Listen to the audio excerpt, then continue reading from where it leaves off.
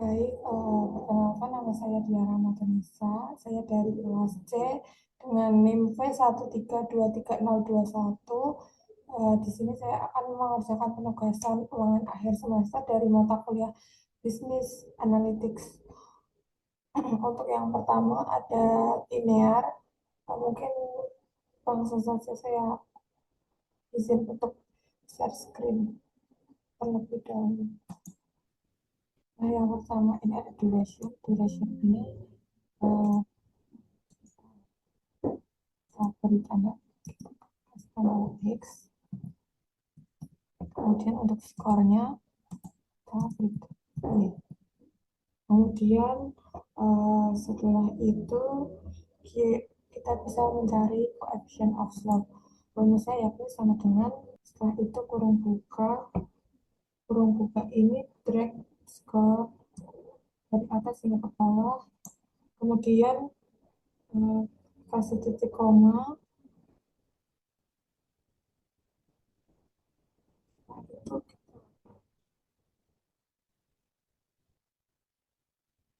durationnya dari atas ke bawah juga. Kemudian kita beri titik koma lagi. Setelah itu kita kasih draw dan titik koma false. Kemudian kita kasih kurung tutup, klik enter, akan keluar hasilnya sebesar ini. Kemudian untuk koefisien interceptnya yakni sama dengan maksud saya untuk koefisien interceptnya kita bisa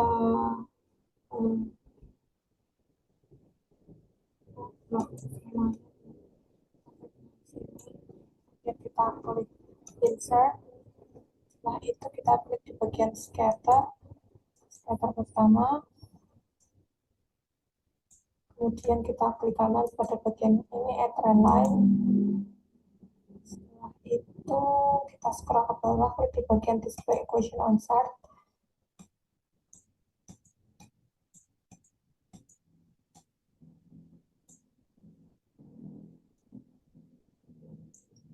Kemudian untuk koefisien interceptnya sudah ketemu yakni sebesar 67,162. Nah, langkah selanjutnya ya ini kita akan mencari skornya. Rumusnya yakni sama dengan slope dikunci, kemudian dikali dengan duration yang ada di sampingnya, kemudian ditambah dengan intercept. Interceptnya juga kita kunci. Setelah itu kita klik enter. Nah, maka akan keluar hasilnya sebesar sekian. Kemudian kita bulatkan angkanya. Setelah itu kita bisa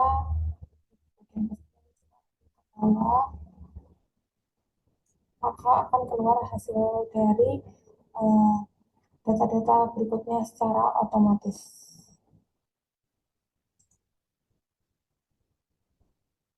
Untuk yang kedua yakni ada linear regression hypothesis testing. Untuk langkah pertama yang perlu dilakukan yakni mengcopy semua data, upload dulu, kemudian kita copy. Setelah itu kita paste di aplikasi SPSS. Kemudian kita paste,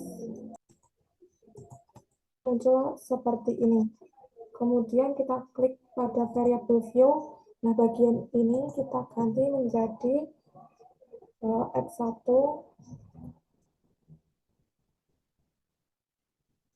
kemudian X2, X3, dan variabel 4-nya kita ganti menjadi Y. Kemudian untuk bagian desimalnya ini kita nolkan semua.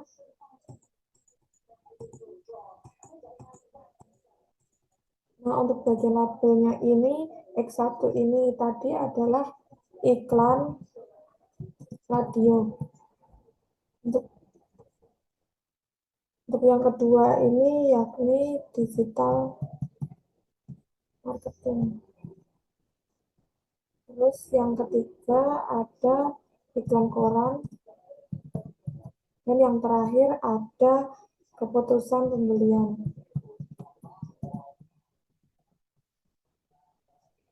Setelah itu kita klik di bagian measure ini, kita ganti scale, dan ini juga. Nah, untuk bagian Y-nya tetap tidak perlu dirubah. Kemudian kita klik di bagian data view. Setelah itu klik bagian analisis, bagian analyze. Kemudian kita klik di bagian regression.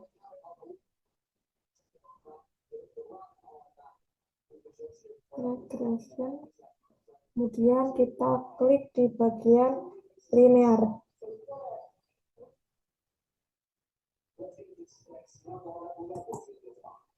Nah, setelah itu akan muncul seperti ini.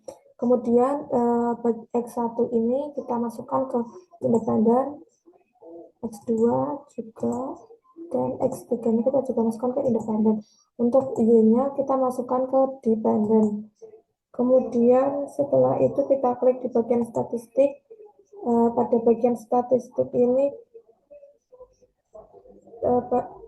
pada bagian culinarity diagnostik kita centang, kemudian kita klik continue.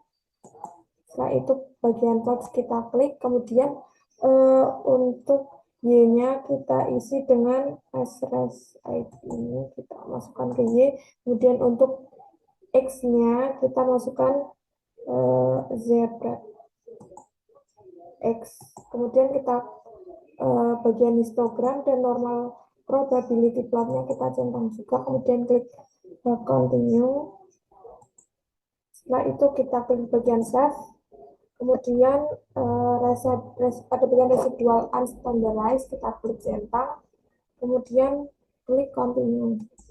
Setelah itu kita kemudian klik OK. Dari regression tadi ada variabel, ada summary, ANOVA, koefisien, culinarity diagnostik, dan residual statistik. Kemudian ada charge-nya juga. Kemudian untuk yang model summary-nya ini, untuk R-nya sama dengan 0,755, menunjukkan hubungan yang positif yang kuat antara variabel-variabel dengan keputusan pembelian. Untuk yang selanjutnya ada R-square-nya yakni sebesar 0,571, menunjukkan 57%-nya terdiri dari iklan koran, digital marketing, iklan radio, dan sisanya dipengaruhi oleh variabel lain. Kemudian pada bagian ANOVA-nya ini signifikannya sebesar 0,46%, di mana menunjukkan hasil yang hampir signifikan karena signifikannya yaitu 0,05%. Kemudian kita kembali ke bagian data view-nya, maka akan muncul data baru yakni ini kemudian untuk hipotesis. Kemudian kita klik di bagian analyze. Kita klik di bagian analyze. Setelah itu kita klik di non-parametric test. Kemudian kita klik legacy dialogs. Kemudian kita pilih di bagian one sample. Kita klik bagian analyze, kemudian non-parametric test. Setelah itu legacy dialogs. Kemudian kita pilih di bagian one sample KS. Nah, setelah itu pada bagian unstandardized ini kita masukkan ke dalam tes variable list. Kemudian kita klik OK. Ini yakni hasil dari one sample KS atau one sample Kolmogorov Smirnov test yang merupakan uji hipotesis untuk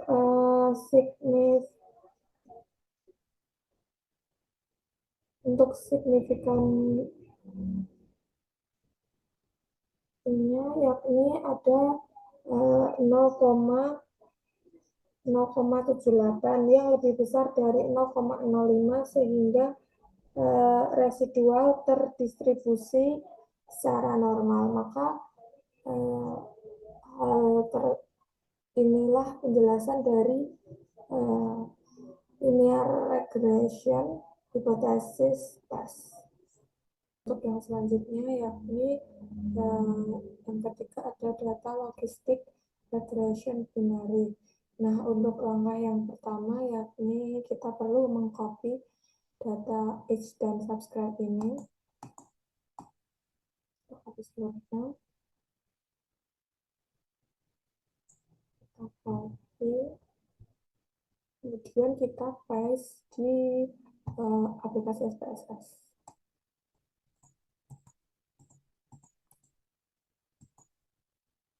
Nah, akan keluar hasilnya, kemudian kita klik variable view. Nah, untuk ini variabel satunya kita ganti dengan X1, kemudian bawahnya kita ganti dengan Y.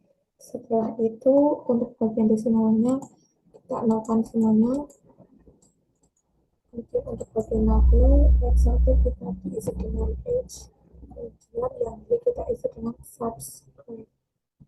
Setelah itu, di bagian values-nya, yang X ini tetap, yang kedua kita ganti dengan value-nya ini, kita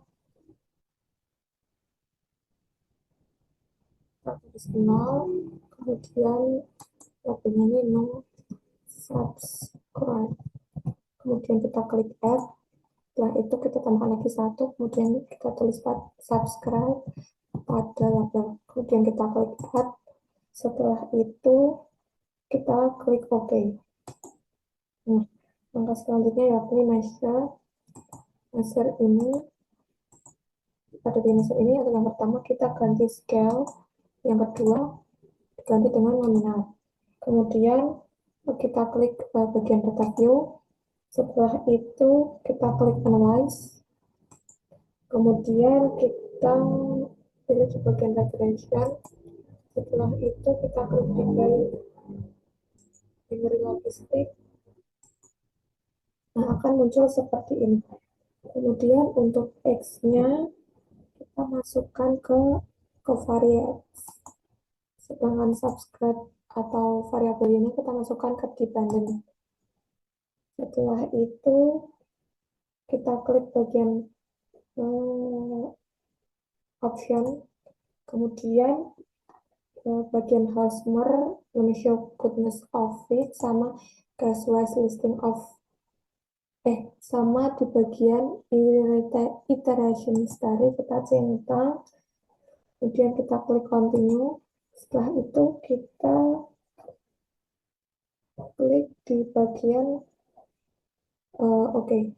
Kemudian kita tulis penjelasannya di Microsoft Word. Untuk yang pertama kita copy dulu dari bagian model summary pada output.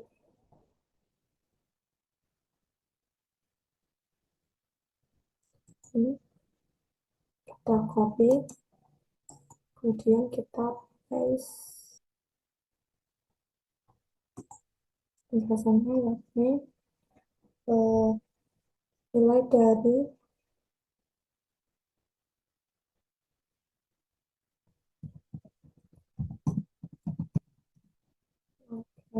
R square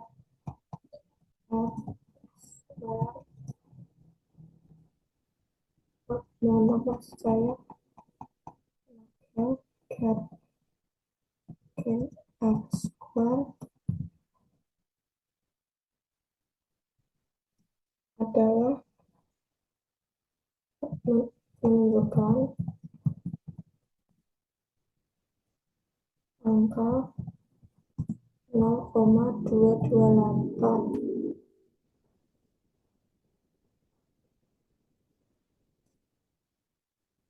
Variabel X atau H memengaruhi D atau subscribe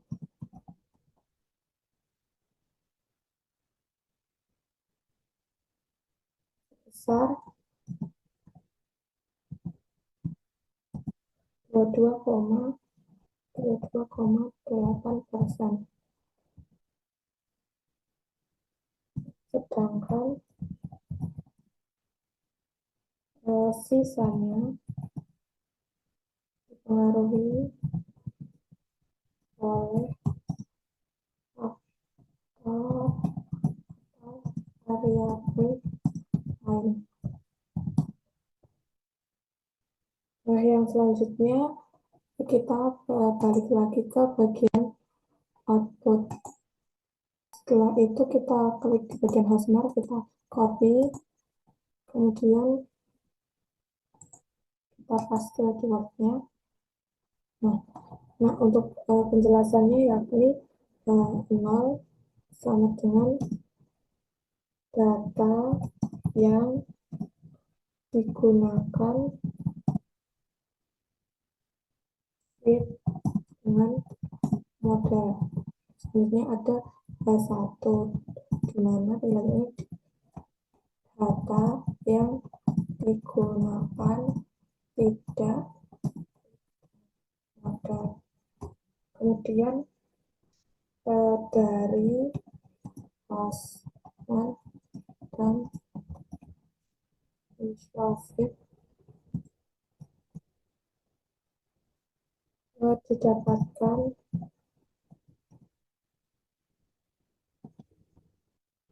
nilai sebesar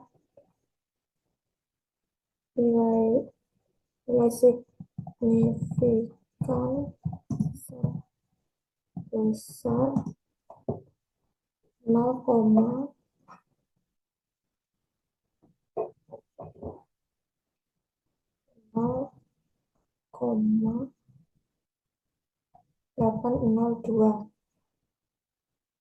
Yang mana nilai tersebut lebih dari 0,05,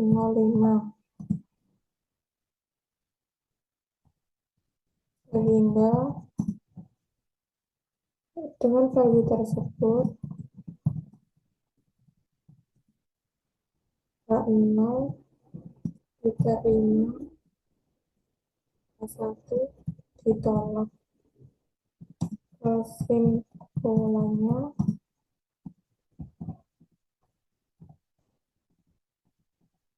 adalah data yang digunakan fit dengan model. Kemudian di bagian ini kita copy, kemudian kita paste lagi di Word yang tadi. Nah, akan muncul untuk penjelasannya, yakni data dari classification table ini overall classification table ini overall percentage didapatkan angka sebesar 78%. Maknanya modal ini memiliki tingkat akurasi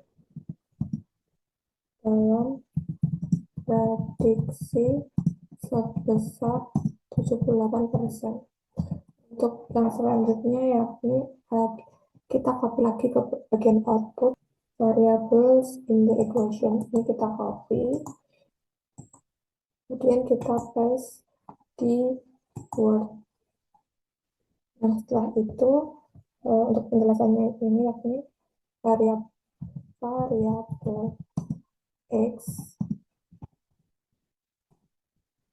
atau H memiliki nilai koefisien sebesar 0,128 dan nilai value atau sebesar 0,19.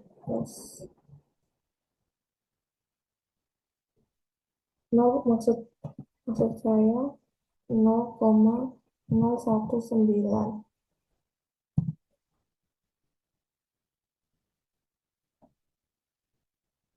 yang mana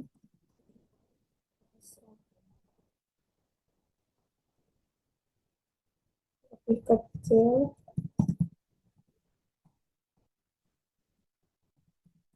dari 0,05 sehingga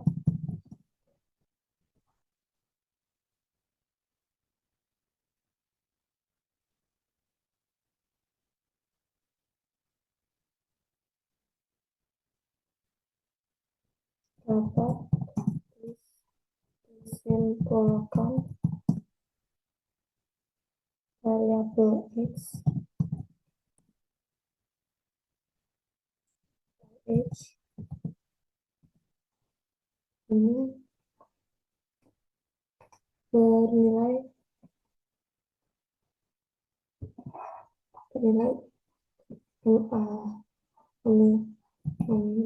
memiliki pengaruh positif dan signifikan terhadap variabel Y atau subscribe. Nah, itu merupakan penjelasan dari yang ketiga, yakni data logistik regulation binary. Yang keempat yakni ada machine learning. Langkah yang pertama yakni kita klik pada bagian analyze, kemudian kita klik di bagian neural networks, kemudian kita pilih di bagian kemudian untuk skor kinerja karyawan performa kita masukkan ke dependent variables. Nah, untuk misalnya ini kita masukkan ke covariates. Nah, selanjutnya yakni kita klik di bagian partitions. Nah, dari bagian partition ini memberikan informasi tentang data. Kemudian pada bagian arsitektur kita lewati, training kita lewati, kemudian di bagian output. Pada bagian output ini di bagian independent variable importance analyze, kita klik centang, kemudian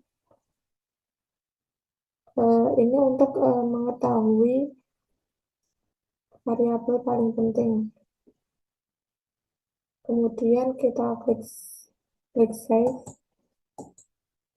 Setelah itu pada set predicted value atau kategori ini kita centang, kemudian kita klik OK.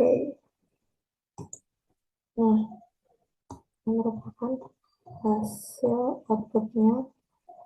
Kemudian kita ke bagian cache processing summary.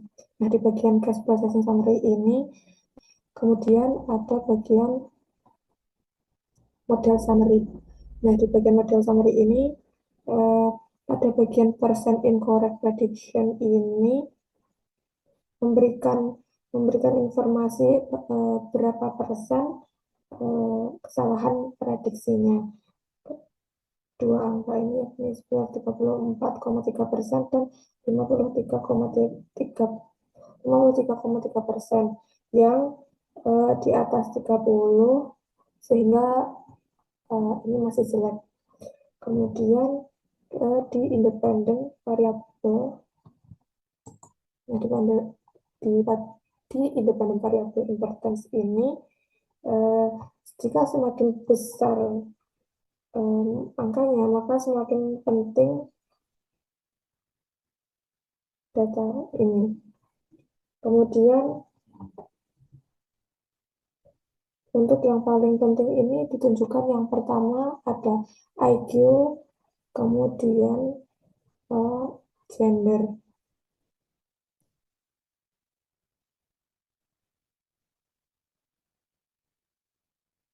Kemudian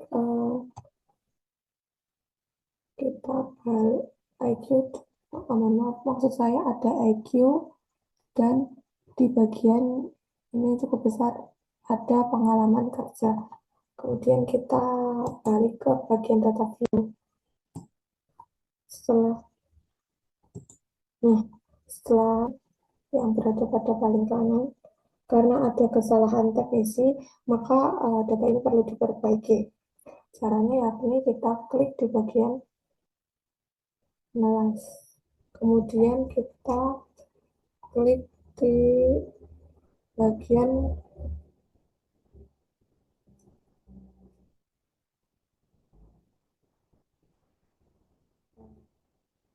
neutral. Setelah itu multilayer acceptance.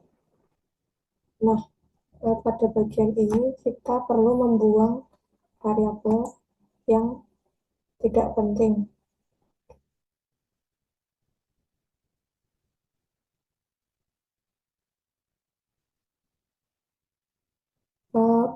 Berdasarkan data sebelumnya tadi, yang memiliki nilai besar adalah intelijen dan pengalaman pekerjaan, maka variabel selain itu perlu kita buang, yakni ada gender, ketelitian, optimistik, kemudian memiliki gelar akademik, sukses menyelesaikan soal matematika, dan yang terakhir ada Hans Aldipaher, kita buang.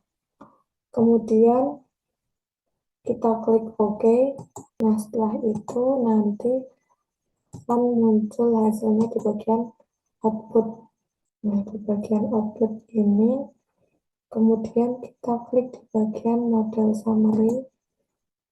Di bagian model summary ini, nah, di bagian model summary ini pada percent incorrect prediction yakni ada 19,25,0% yang menunjukkan angka di bawah 30%, sehingga menunjukkan hasil yang bagus.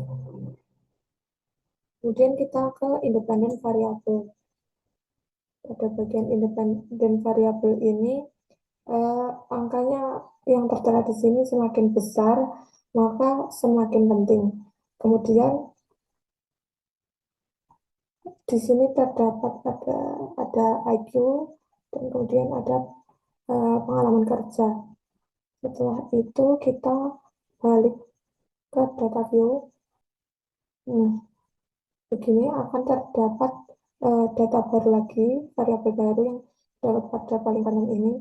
Kemudian kita akan mengecek mana yang memiliki nilai performa paling tinggi. Nah, di sini menunjukkan performa paling tinggi itu pada nomor 115 dan 115. 15, yakni sebesar 10 dan 10. Nah, itu merupakan penjelasan dari machine learning yang keempat. Mungkin sekian yang dapat saya sampaikan, kurang lebihnya mohon maaf apabila terdapat kesalahan kata maupun salah, salah perbuatan. Uh, Wassalamualaikum warahmatullahi wabarakatuh.